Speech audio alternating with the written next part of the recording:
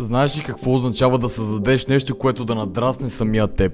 Да вложиш толкова много усилия, да направиш толкова много жертви и най-накрая да видиш плодовете на труда си, но след това да се огледаш и виждаш гурутата как промотират неща, които дори не са близко до това, което иска реалността. А истината, тя е една и трябва да я търсим и всичко се допира до едно умение, което промени всичко и в това видео ще разбереш кое е. Но преди това, нека те върна назад. Не поех бейсик пътя на всеки предприемач. Не си поставих за цел 10k печалба, нито пък първи клиент. Поставих си за цел да създам едно нещо качествено и ако не беше това умение, нищо нямаше да се получи. Умението да взимаш внимание. Това умение е толкова общо прието и всеки знае, че трябва да го има, но в реалност колко си добър в него. На повърхността може да изглежда сякаш с това умение можеш да събираш гледания и до там.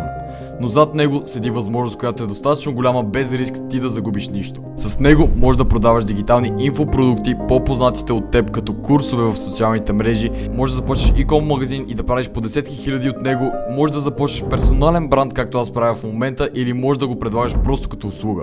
Това е умението, което ще ти помогне да изградиш нещо без капитал и не се промотира страшно много, но тук има и уловка.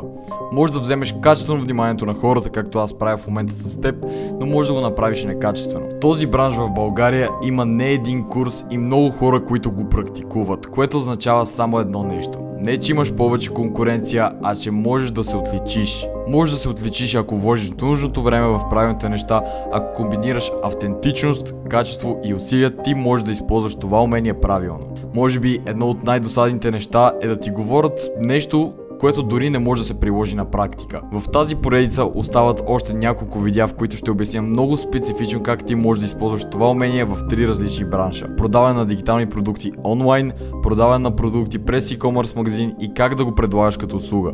Не, няма да ти продам курс, а ще ти дам информация, за да ти направя живота по-лесен. Хората, които разбират за тази поредица първи, ще са тези, които ме следват в Instagram.